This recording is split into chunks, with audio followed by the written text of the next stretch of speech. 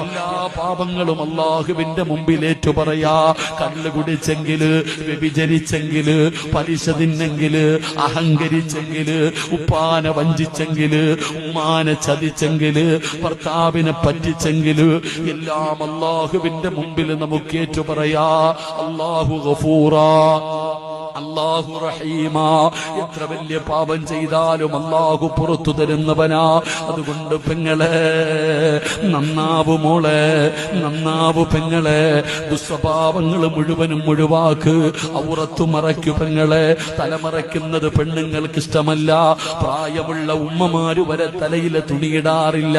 മുടി നരച്ചുപോയ ഉമ്മ പോലും തലയിൽ തുണിയിടാതെ തുറന്നുകൊണ്ട് നടക്കുകയാ. സമ്മതിക്കല്ലേ വാപ്പാ. നിന്റെ ഭാര്യ തലമറയ്ക്കാതെ നടന്നാൽ, നിന്റെ മക്കള് തലമറയ്ക്കാതെ നടന്നാൽ നീ അത് സമ്മതിക്കരുത്. അത് അവരുടെ അവകാശമല്ല, അത് അവരുടെ അവകാശമല്ല. മക്കളുടെ വസ്ത്രങ്ങൾ ഔറത്തു മറപ്പിക്കൽ നിന്റെ കടമയാ.